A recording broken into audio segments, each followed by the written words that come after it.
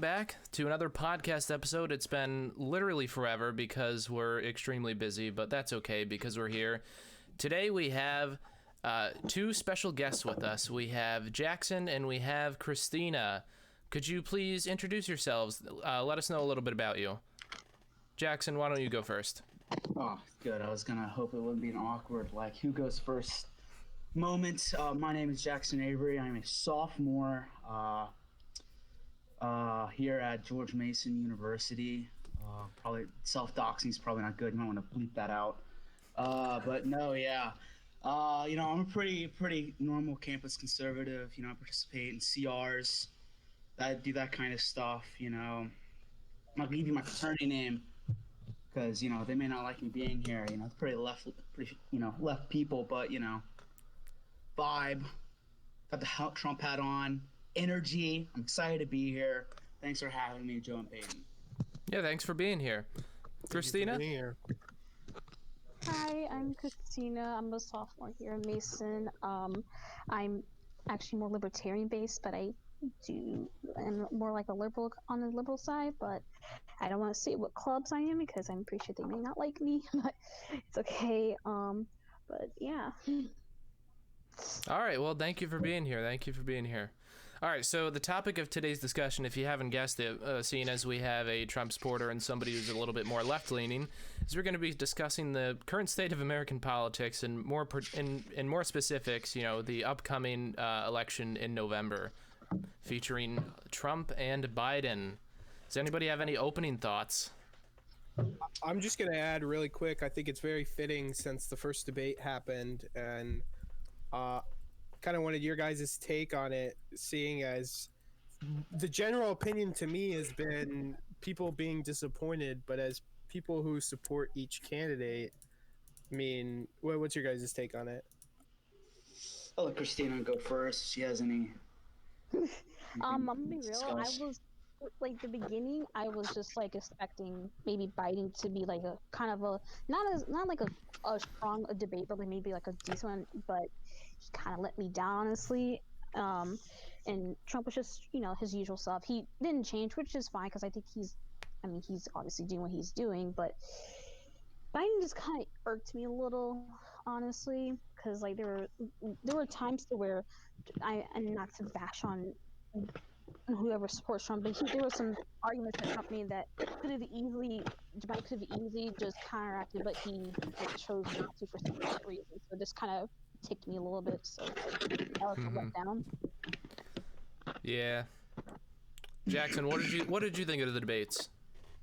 So one thing that irked me was and you probably hear this from other Trump supporters, is that at times it felt that the moderator, Chris Wallace, on Fox News, but he's a different kind of Republican, let's say, than Trump, and kind of Trump took over the party.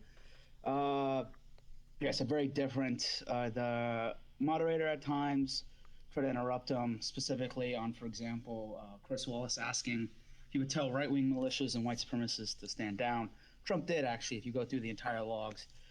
Trump and his wacky self, so he kind of pared it back. That's where you get the stand down and stand by. If you look at what Chris Wallace asked, you kind of get that part where he kind of stole it from his question. And he's going through actually the thing, and you see where it's like Chris Wallace and Joe Biden, I think, for like 4 sections on the transcript where it's just them talking. Trump's trying to get an answer. So there are times that I think that the moderator definitely intervened when he shouldn't have. Trump is just being himself. People who think, especially on the right wing as well, to think that Trump will be a nice guy and be like, yes, here's my 2 minutes, and now I'm going to let Joe Biden speak, and I'm going to sit here, and I'm going to be very polite. That's not the way it works, and I appreciate that. I find it's much more entertaining than to hear people constantly go on about freaking policy.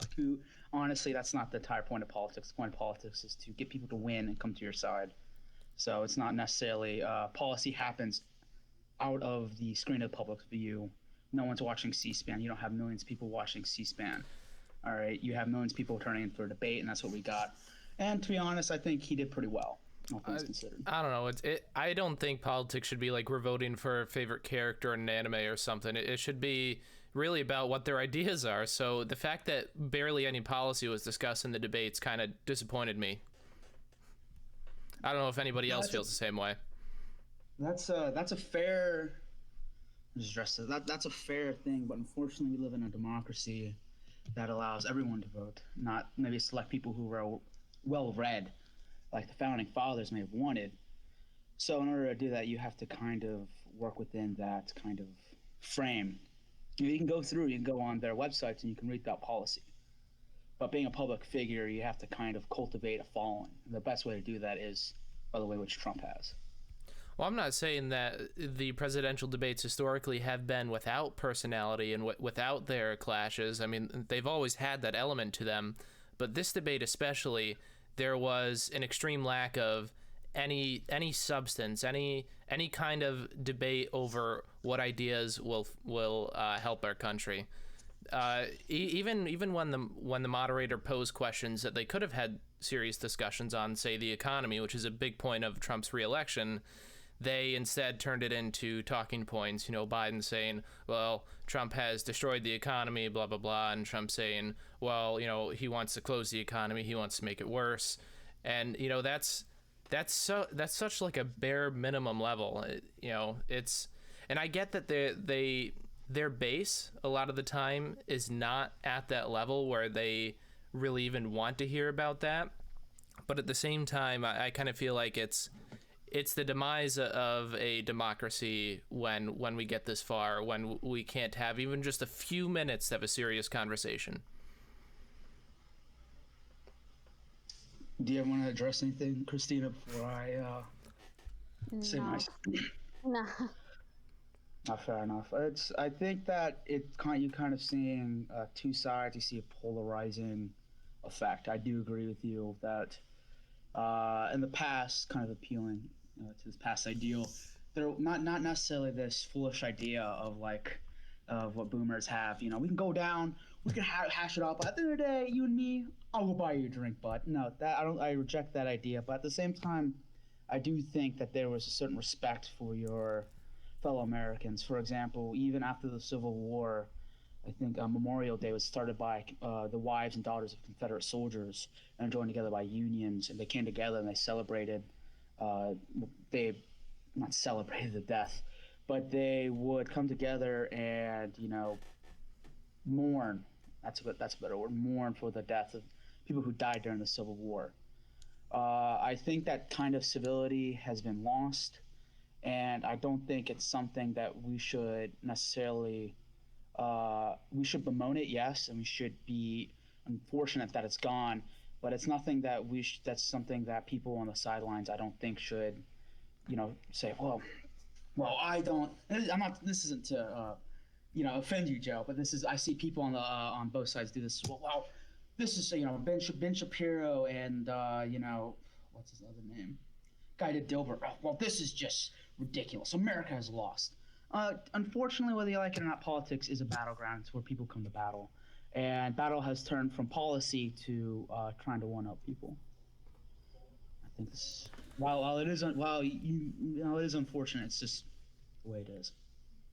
No, I definitely see your point there. It's just, I agree. Politics is definitely a battleground, but at the same time, it can't be so much of a battleground that, even in 2016, Trump and Hillary, although they would interrupt each other at times, they would still talk policy and go back and forth and listen to each other, and they would vehemently disagree.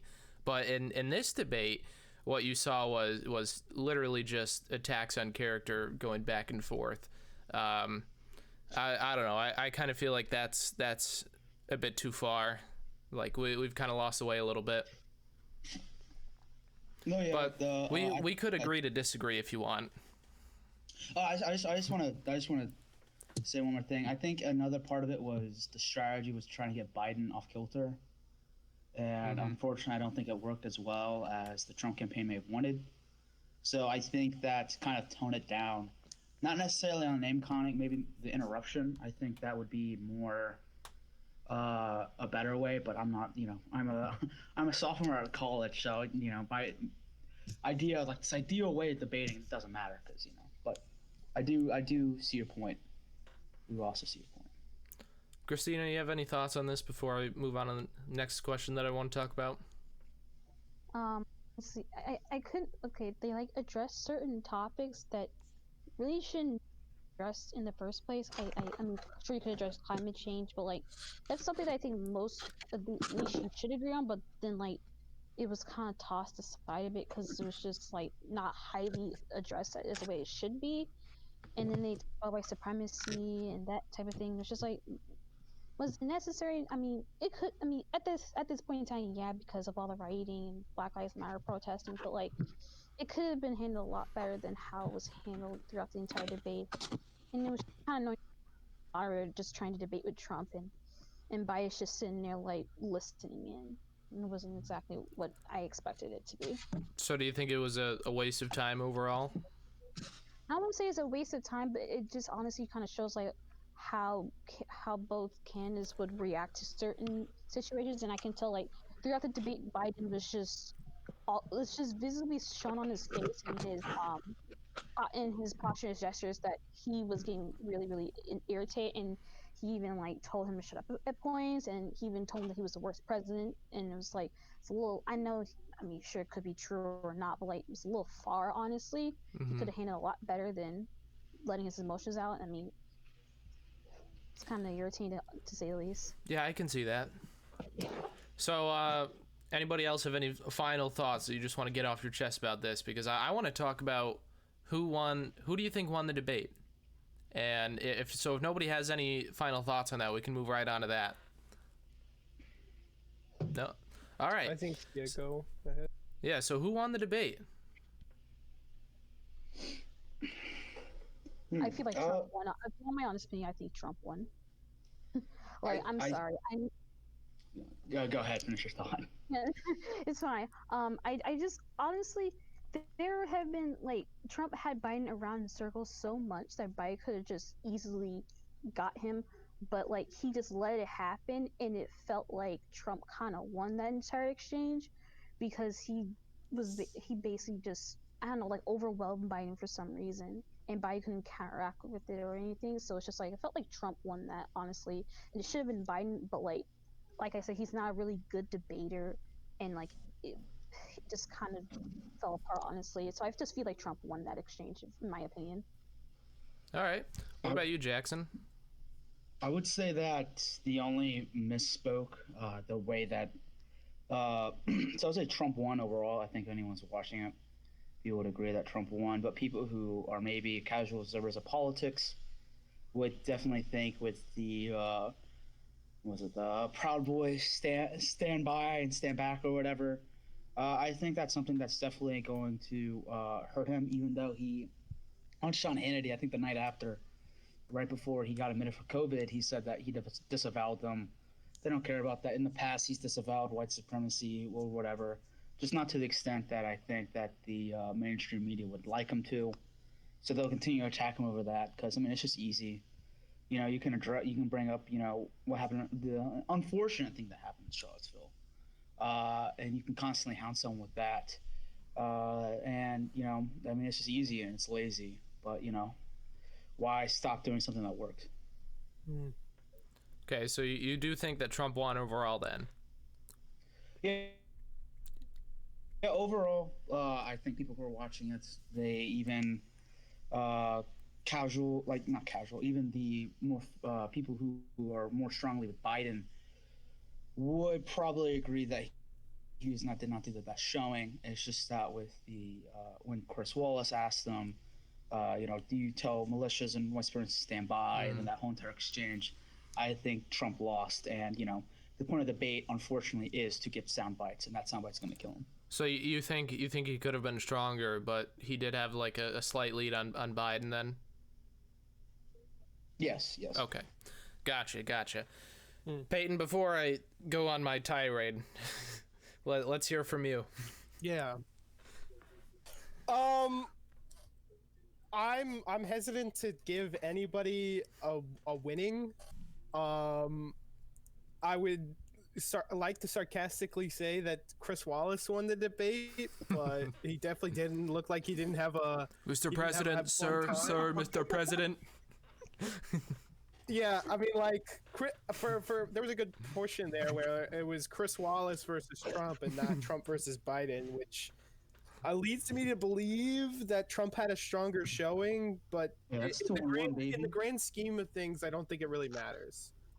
I believe I saw a poll on some mainstream network that like polled voters after watching it, and like voters were mostly undecided on who won the debate.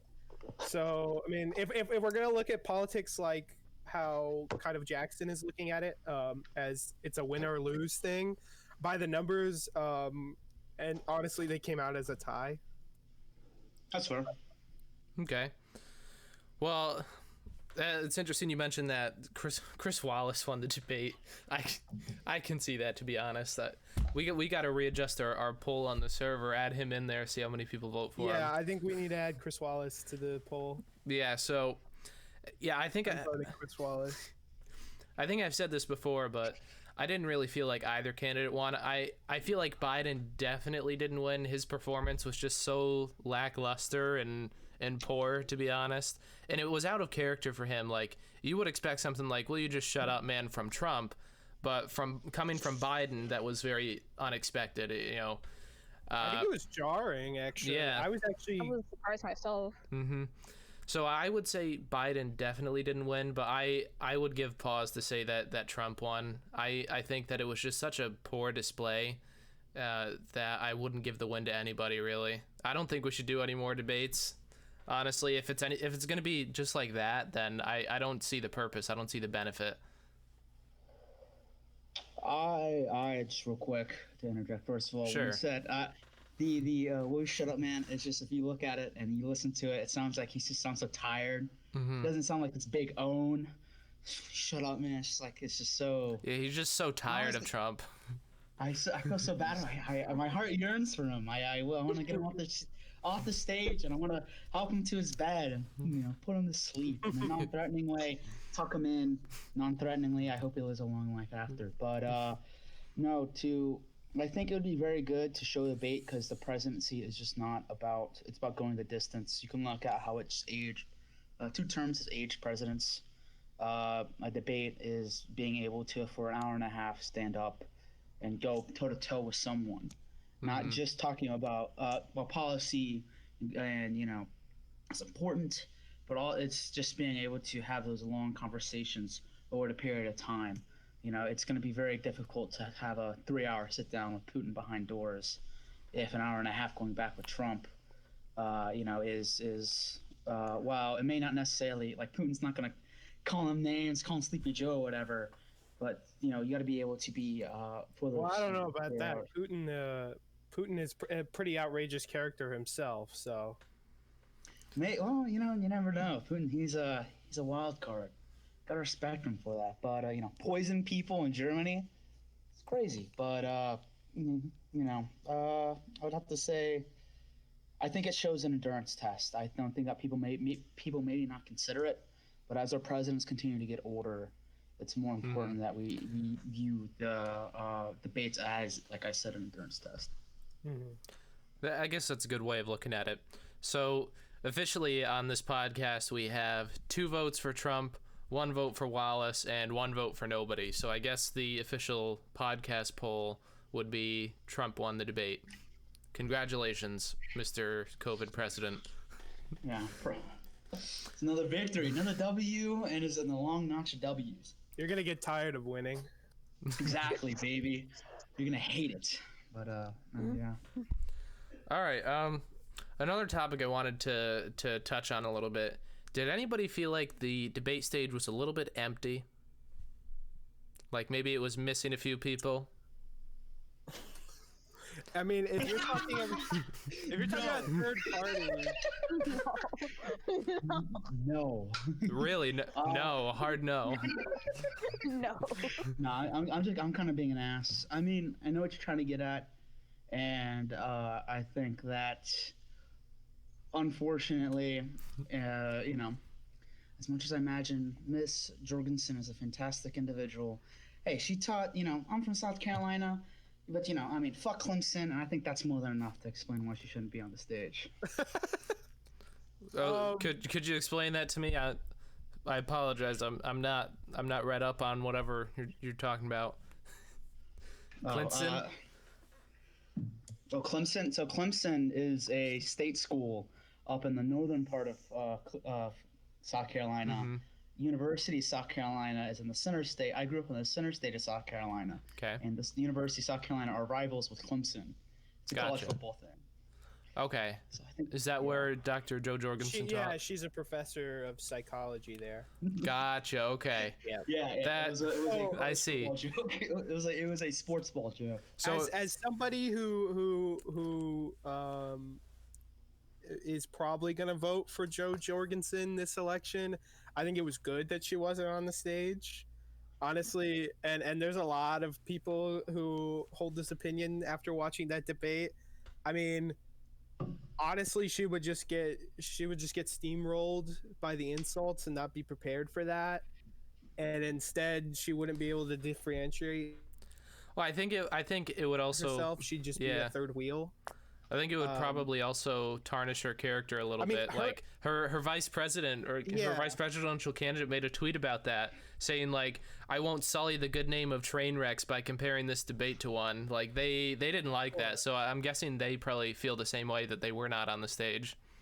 Yeah, and I mean they still got the benefit from the debate that they probably got a better benefit because they didn't get associated with it. Mm-hmm. Their website's traffic went so high that the website crashed. Now, yeah, I heard about that. That doesn't make me think that she's gonna win the election or anything. Joe Jorgensen landslide out of nowhere. Yeah.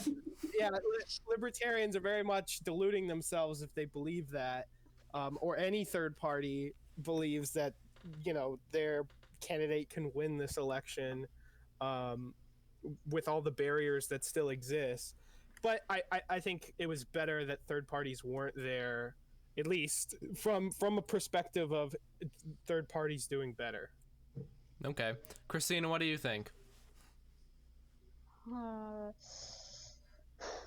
Honestly, I don't even do third parties that much, so I don't have much of an opinion on it. That's all right. So, yeah. That's all right.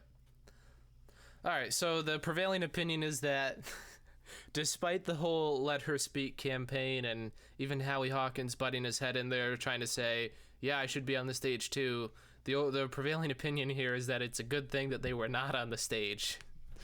Yeah, and I think that the third-party campaigns think that now. I mean, like, it was of my opinion that the Let Her Speak campaign was a bad idea to do. It should have been something that was more captivating. My main issue with these third-party campaigns this year is they're very boring. They're not doing anything interesting. That's true. Yeah, at least with the previous one, like people got new, and obviously I'm forgetting his name, but the LP candidate, like Gary Johnson. Gary Johnson. Like at least with the Aleppo comment, like people still remember that. If you were to go out, well, not like randomly go onto the street and name what is Aleppo, most people wouldn't know. But people who are more politically aware, if you were to say that, people would be like, oh yeah, him. Oh, the Libertarian Party candidate. Even though it's a jab at your guys' party, it still is something. There's no such thing as bad press. Right. Kind of and if they wanted the press attention, they should have gone with McAfee. They would have no end of press attention if they did that. McAfee's quite the guy. But yeah, so only 2 people on the stage, but probably for the best, for now at least. Maybe in the next few election cycles that'll change, but given this debate, it's probably best that they had stayed off. All right, Peyton, I'm going to turn it over to you because I'm kind of dead in my brain right now. I'm blanking. Yeah, I kind of wanted to. So we specifically picked you guys because unlike a lot of Trump and Biden supporters I've seen more recently, most of the rhetoric has been, I am voting for Trump or I am voting for Biden because he is not Trump or Biden. But you guys said that you actually like the candidates because Right. of the candidates, not just because they're running against Trump's or Biden.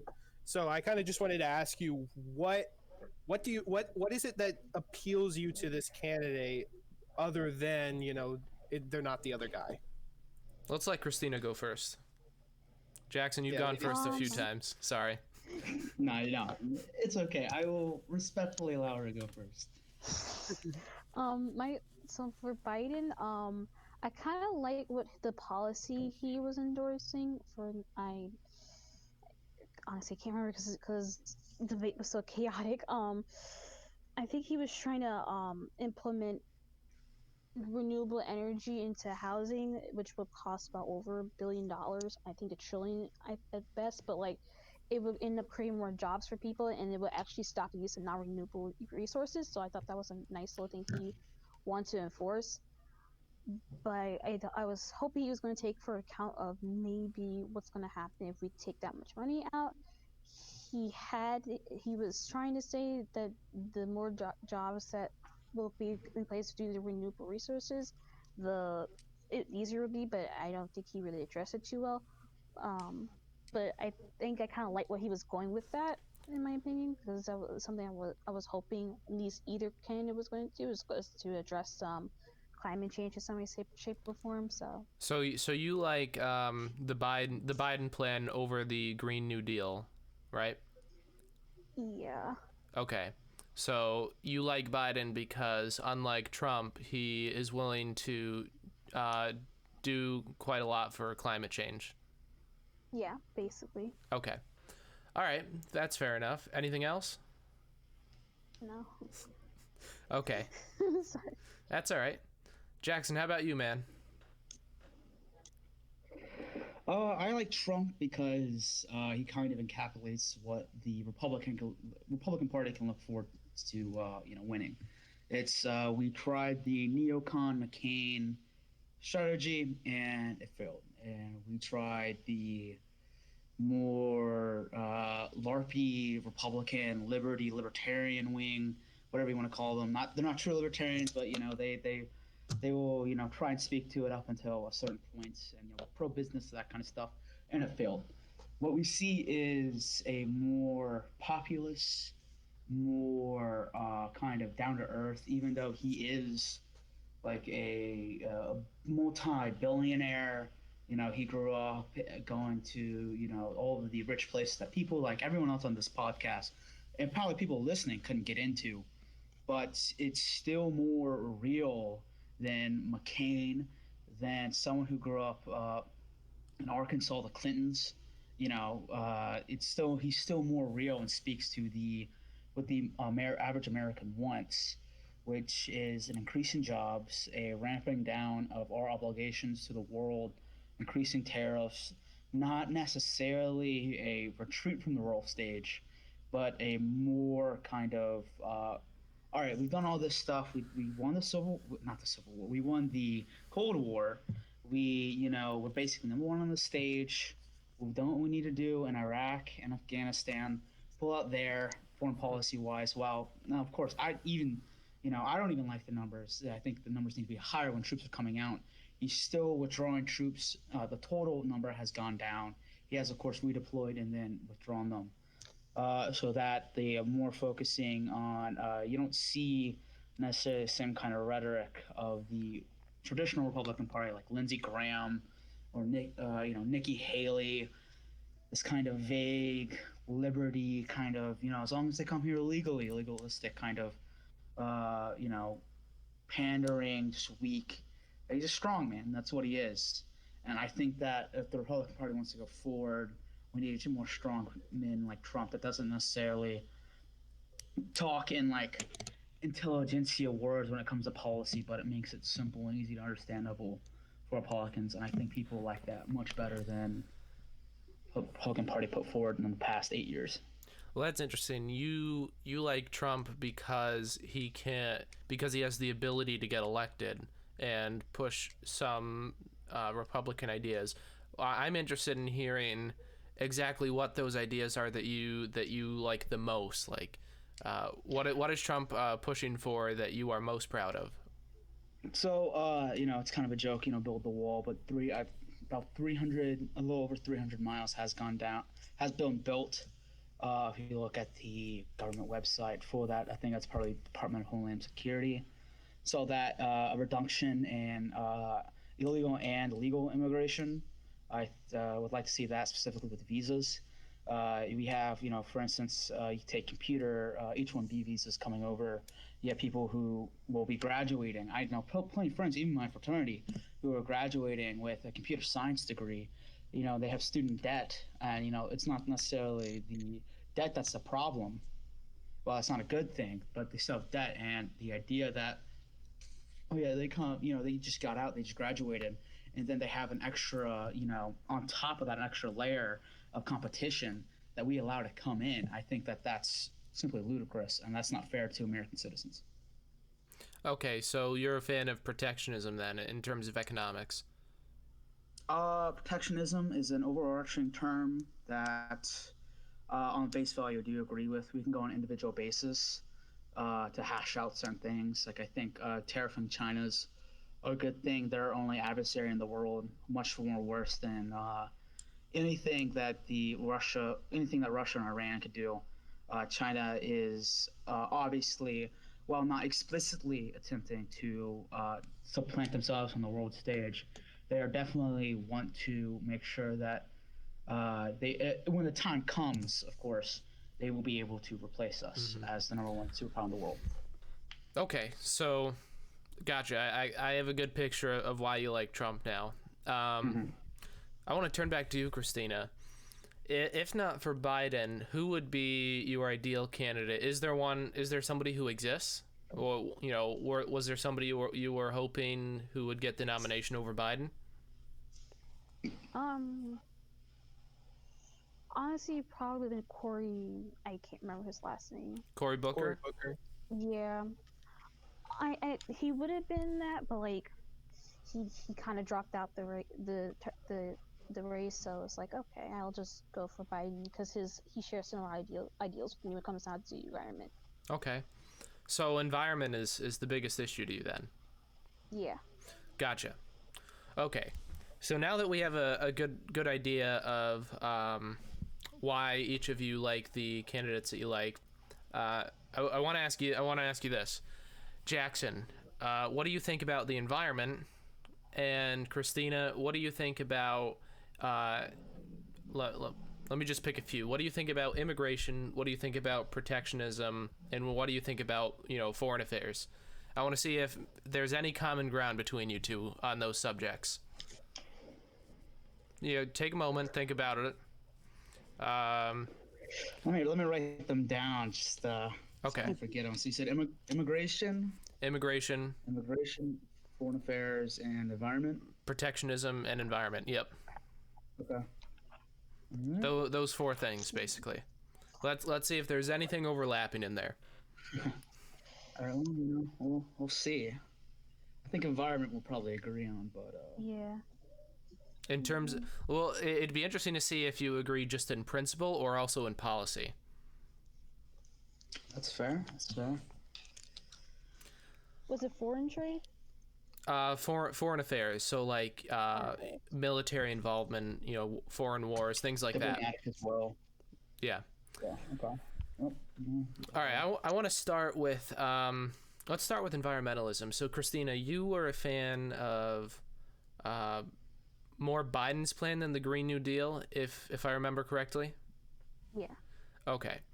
So Jackson, what do you think of the environmentalism in general, and what do you think of Biden's plan for climate change and protecting the environment? So I think that maybe this may be slightly disagreeing with the mainstream public idea. I think environmentalism is very important. I think that taking care of everything around us. I think national parks are important, even if not that many people go to them. I think that upholding because America's a beautiful landscape. I mean, it's simply gorgeous. You can go to Blue Ridge Mountains, the Blue Ridge section of my state, which is part of the Appalachian Trail. I've only been there twice, but it was just simply gorgeous. when even driving clear from one place to another, America is a beautiful place, and I don't think that our goal should be to place that for what may benefit us economically. Even though raising the prosperity of Americans is important, I don't think that we should sacrifice it for the gains, which in the short term may be beneficial, in the long term may end up hurting us, as things there is not everything can last forever, but the environment can. When it comes to maybe talking about more focusing on renewable energy, I think that the best option. Can I stop you there? Can I stop you there real quick, just for a second? Yeah, of course. Stop. Kristina, do you agree with what he just said in principle? Yeah. Honestly, I would, because I definitely see where you're coming from, because I went to Gatlinburg with bands at one point. We took a trip to the mountains, and we all got to the top, and it was honestly the most gorgeous set I've ever seen. Even though it was in the morning, it was still really nice. I could honest God, see a lot of things that I've wanted to see from the environment, and awesome. To think that it almost would have been. All right, so yeah. So that's great. So in principle, you guys can agree on this subject, which is excellent. I'm going to turn it back to Jackson because I interrupted him. He was starting to talk about policy, renewable energy and things like that. So I just wanted to establish that you guys do agree in principle when it comes to the environment. Yeah. Right, fair enough. I think, well, to go back to the beauty, I think that the wind turbines are, quite frankly, the most ugliest thing I've ever seen in my life. I went up to Indiana to help my aunt move, and they were just all over the place. And I was like, wow, that's just disgusting. I'm driving through. It's 5:30 in the morning. I'm driving my my grandfather, my aunt, and my mom, and the sun is just peeking over, and I just it's just this nice hill, coming up on this nice hill, and I think they're growing corn, and it's 3 huge wind turbines just blocking it. And I was like, that's great. That is fantastic. But to get more to policy, as you said, I think that the best way forward, I think, would be nuclear. Nuclear energy is probably the most, in the long term, most sustainable. You cannot control we do not have a fancy weather machine to generate wind in a certain area for a certain amount of time. The last nuclear incident in the United States, I think the most major one was Three Mile incident in Pennsylvania, which you saw leaking of energy into the surrounding area. I think it cost about $60 billion to clean up in total, but that was over the course of 2 decades. But other than that, I think the most recent one took place in Wisconsin. You saw a little bit of radiation leakage. But what you don't see, what people think of nuclear, they think of Chernobyl. Well, that's an unfortunate event. I think that not only is safety and regulations up to speed, I don't think we'll have the same problems as the Soviet Union when it comes to maintaining safety within our nuclear reactors. Okay. Kristina, what do you think about nuclear energy? It's honestly, like you said, the most efficient way to use it, and it would honestly work in the long term run. But I think we just have to honestly slowly lean away from coal and oil, as they're the most dirtiest, and yeah, they're cheap, but they won't last long, and we only have a limited amount of uses. So I think nuclears are our best way to go. Okay, well, great. You guys can agree in policy and in principle when it comes to the environment. That's awesome. That's 2 points already. Wow. Well, I think I can easily ruin your fantastical idea, Joe, but I won't. I will not. Well, I'm sure there are some minor deviations, but there are some areas where you guys could agree, and if you guys were both elected officials, I'm sure that you guys could sit down and draft a bill together, at least when it comes to the environment. So yeah, I could definitely see that happen. All right. What topic you want to talk about next? We have 3 more, right? Yeah. Yep. Let's talk about maybe immigration. All right, immigration. This one is one where the left and right tend to differ quite a bit, so this will be interesting to see. Kristina, I'll let you start off with immigration. Oh boy. my boyfriend is right next to me, so he's gonna kill me when I say this. I prefer closed borders. I'm I just looked at Jackson's face. I don't know if he's open or not. So yeah, I'm actually more like closed borders, to where I kind of want, the same, like, go the same process as mostly everyone else. When you go for citizenship, like, the 5 years, that type of thing, learn English language, like those types of requirements. Because like sometimes I don't want people who are legally immigrating kind of suffer the same type of backlash as people who do it illegally and do it for more harm than good. Mm-hmm. Because sometimes they are doing what they're supposed to and they're doing it legally, and then they still get punished for it. That's an interesting point. Like, well, because they're doing the right thing. They're not like trying to break laws. It's just they get such a bad rap because they're immigrating, not because they're just doing it just to do it. That's an interesting point, that illegal immigration affects the way that people view legal immigrants. So yeah, I can see that. Jackson, what about you? So I am for a total. This is my personal opinion, so I assume not like anything in line with the party. I assume that's the way we're doing this. So I am for doing our best to stop illegal immigration. I'm also for in the future allowing for what's known as, I think, net negative immigration. So you allow the amount of people who leave the United States, you allow the same to come in. I'm for that. Ideally, on top of that, there would be a certain moratorium in which to allow people to assimilate. If you allow the same people to come in who, we're a nation, we speak English. English was written not only in the Constitution, it's the only way in which we draft our laws. So in order to understand them, you must have a complete comprehension of the English language. Not only that, you cannot see yourself with a modifier in front of American. I don't think that's healthy for you to identify with America as well. You have people who quantify as Filipino American, Mexican, even as Hispanic, which doesn't even have American in it. I don't think that's healthy to building a country, a stable country at that, in which people can, come here and get along. I don't view immigration. Well, it may be economically beneficial in the short term when it comes to the immigrant themselves and the business. This American citizen, the working and middle class, end up having to kind of feel that, kind of end up suffering from it. For instance, when it comes like immigrants freeloading off certain kind of programs, whether that be roads, welfare, or even housing, or certain kind of loans that may be given to them, doing that kind of stuff. And I don't think it's fair to American citizens who not only families been here for generations, even people who have recently arrived here, and they end up footing the bill for other immigrants. Kristina, your thoughts on that? Yeah, I mean, I kind of hear what he's saying, honestly, because it's kind of like not as fair to the people who kind of come here and like want to find jobs in a legal way, and then they get penalized because someone else was doing it illegally, and they get hit harder the most. So I don't see that as beneficial. I mean, it's beneficial, like you said, in the short term, but long term, I don't see that working. All right. I think one thing we would agree on is when it comes to how many people should come here legally. Like I said net negative. Even if they fill out what we need, if there's not an open slot for them, I don't think they should come here.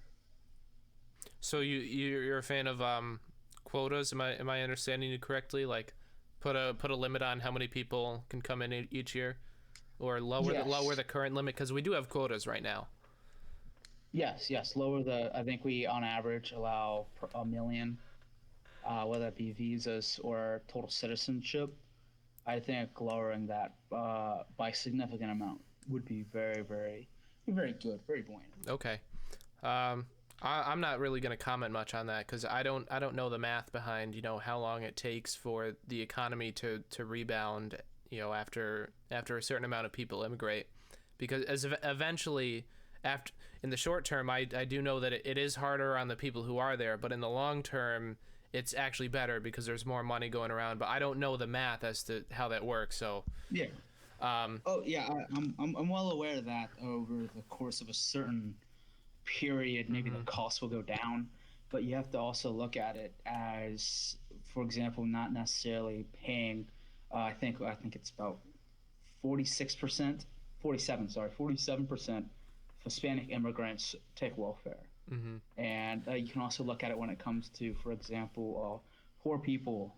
This can be the same argument can be used for poor people who take out more in welfare, or maybe they may get special programs when it comes to public transportation. So they end up taking out more than what they put in. And I think in both cases it's not right. I don't have a problem with welfare.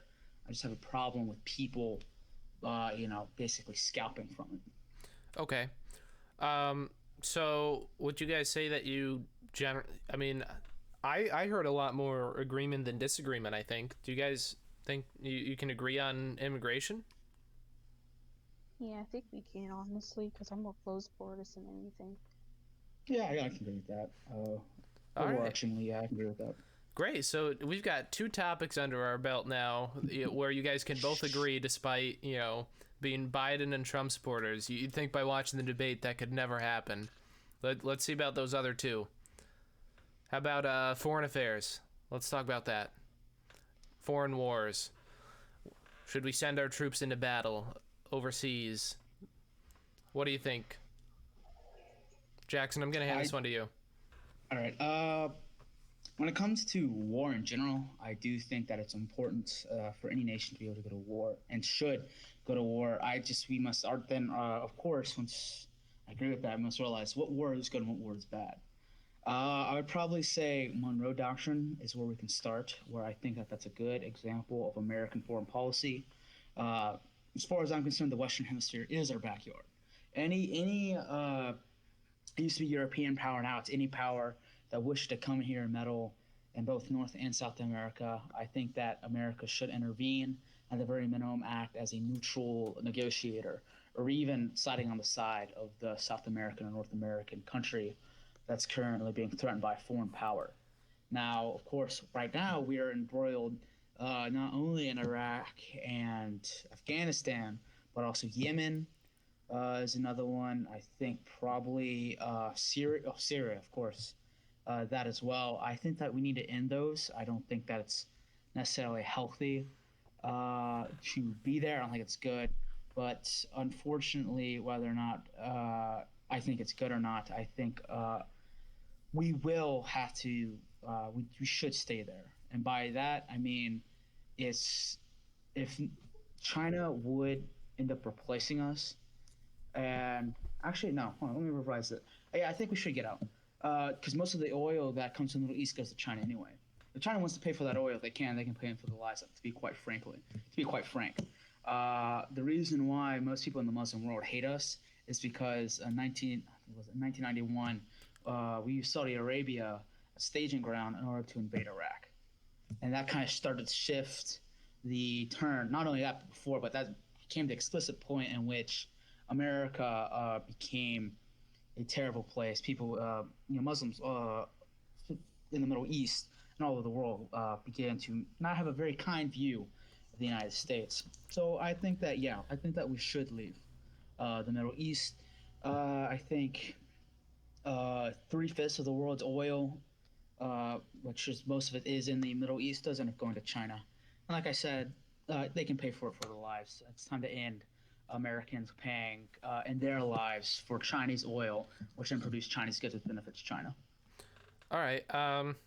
Real quick before I pass it off to you, Kristina, I want to mention when Trump did pull troops out of, I think it was Syria, last year or early this year, when it was a very drastic, sudden action that he took, and a lot of people were criticizing him because he left so quickly that the region was going to become destabilized again. In fact, I think it was reported that a bunch of ISIS prisoners had escaped. Do you see the difference in your mind, Jackson? Is there a difference between the principle of we should not be involved and the reality of, well, if we leave so quickly, then we'll destabilize the region? What do you think about that? So you said, like, for instance, you brought up this, it'd be if you have a Jenga piece there, and that's the only reason why the Jenga tower is still standing. It's kind of shows that the system's already, destabilized. And I think, and it was stable before we even got we meddled in it. Saddam Hussein, Iraq was incredibly stable, and they just got done fighting in 1991. Before then, they got done fighting a 5-year war with Iran.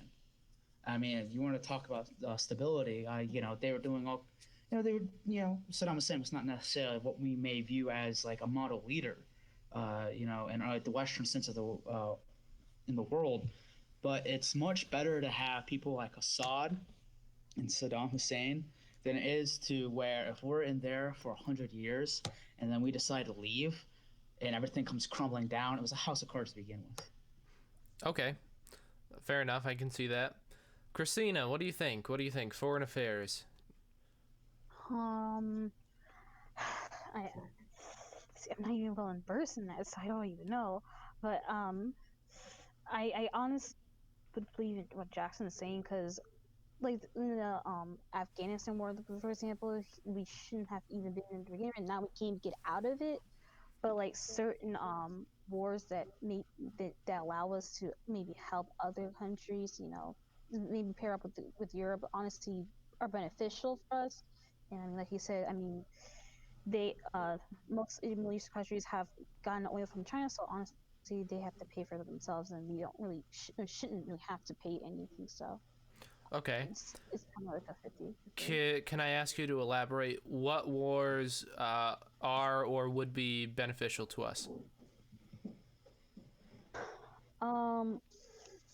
I was going to say World War II, but we were kind of dragged into it due to Japan. But yeah, I can see your point that there's a greater evil that needed to be defeated, and whether we were dragged in or we barged our way in, I can see that. Okay. Yeah. So in principle, I guess we don't really have to talk about policy for this one, because it is really just it's that simple most of the time. So in principle, are you guys generally in agreement? Would you say? Yeah, I guess we would be. Yeah. Wow. All right. 3 down, 1 to go. What's the last one? I think you wrote them down, Jackson. Oh, protectionism. Protectionism. Okay. All right. Kristina, I'm gonna let you go first on this one. Oh boy. Okay. This one's gonna it's gonna be a little bit difficult. If I remember, isn't it basically like practicing shielding like domestic industries from like foreign competition or something? Okay. So when and I might be a little bit biased here, when I buy things and they're obviously maybe from China or maybe India, those types of countries, I wouldn't want to pay such a high tax just because it was import from there. And I get that, because they take their honest like time off of like just trying to make it the best it can. But I don't want to pay, say, almost $100 for a dress when it could be $50 if it was made from here. But like, I honestly don't even know how to like feel about it. It just depends, honestly. Okay. So. Like 50. Okay. So Jackson, what do you think about that? Higher prices for Americans? The prices are, if they retaliate with more tariffs, the prices are going to go up on both sides, right? So what do you think about that? So the idea behind protectionism would be that, obviously, as Kristina defined, but shielding domestic industry. And unfortunately, we don't even have the infrastructure or support around. So to even form the idea that we could begin these tariffs, like I said, I'm in favor of it. Ideally, protectionism would be things that we can pursue.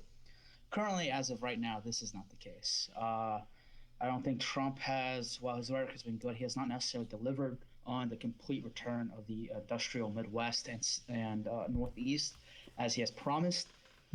And it's a shame. So hopefully second term he'll be able to do that and be able to pursue that better. But on the idea of protection, yes, I do agree, because the point is you stave off foreign goods and you allow the domestic production internally within your country. Well, unfortunately, we do not have the capacity. Ideally, we would be able to build this up. I'm sorry, I totally lost it. I was just looking at Peyton's face. He looks so bored. Hey, big man. Hey, wake up. Hey, you awake? We're working now. Are you here? You're on the clock. You brought me here. You're gonna sleep while I monologue? Listen here, little man. All right, I know where you live. I know what school you go to. All right, it's an 8-hour drive. I could be there tonight. Huh? Greyhound bus, 16 hours. Amtrak, 24.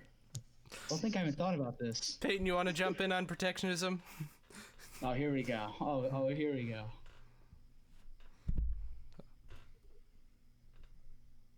He's muted. He's muted.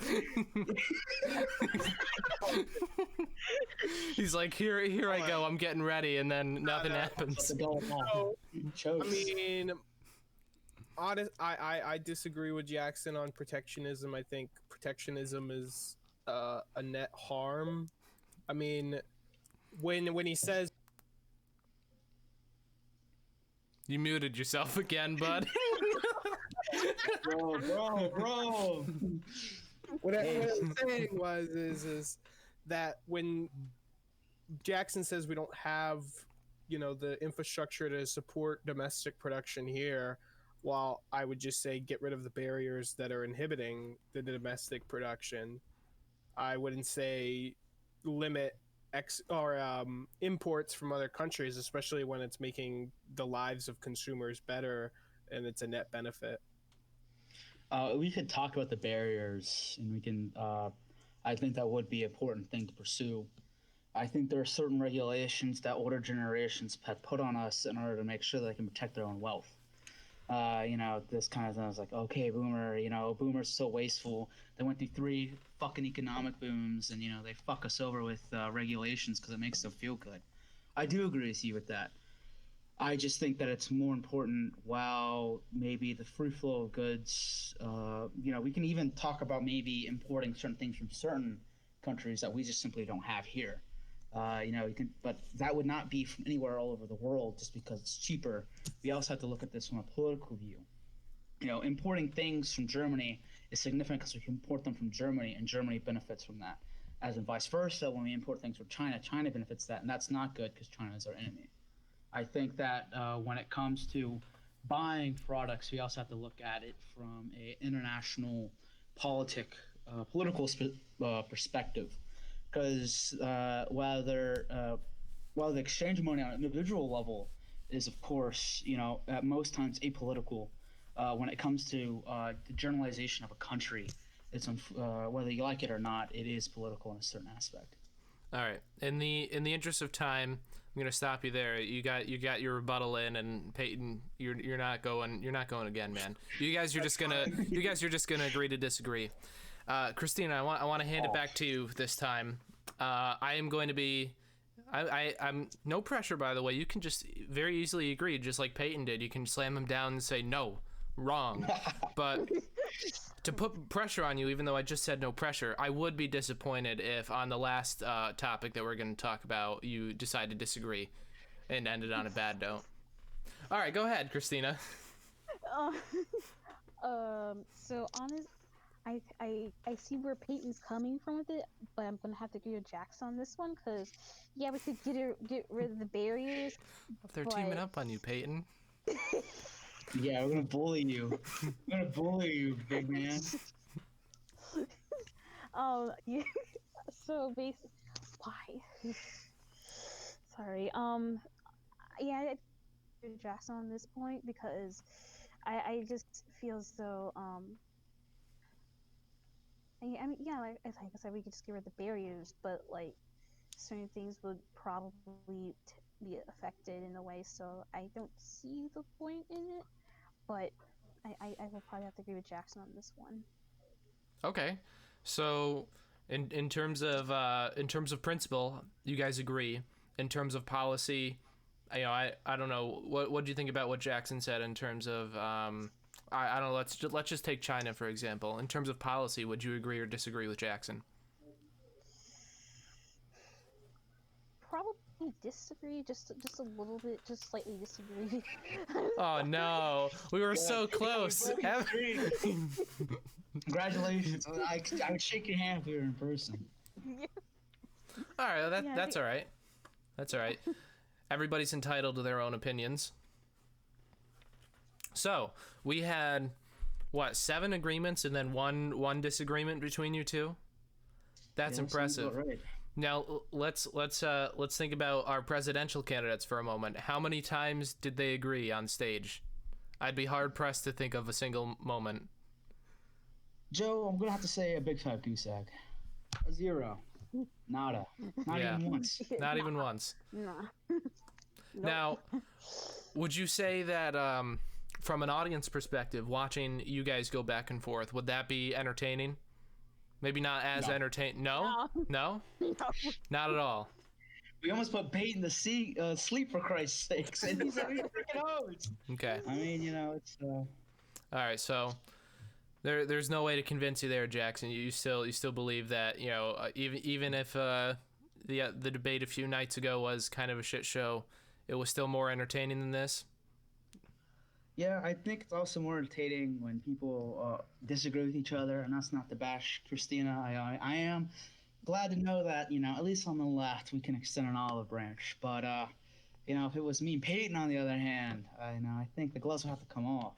Disagreements, I think it's much more entertaining to watch people fight over things and to, kind of mildly come to a consensus that, yeah, we can agree on principle and eventually on policy. Peyton, he mentioned you. I'm going to turn it back to you. Are you taking the gloves off? Or are you going to fight? No. Aw.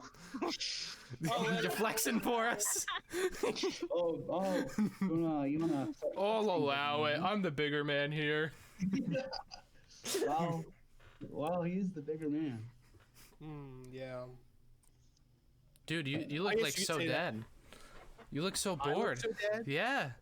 I'm not gonna lie. I'm very dead after writing several essays for college this week. Oh, okay. So Fair enough. all of my energy was drained long ago. All right, bro. Whatever you say.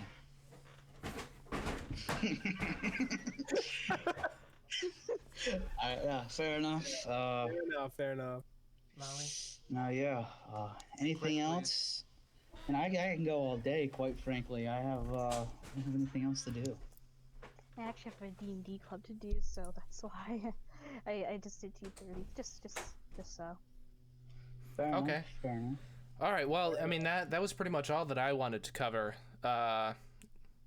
Peyton, I'm going to turn it back to you because you're so dead and lonely and you've been working so hard. I don't have much. I feel this has been very productive and has given insight into the minds of both Trump and Biden supporters. And I think it's been a very educational opportunity for everyone involved.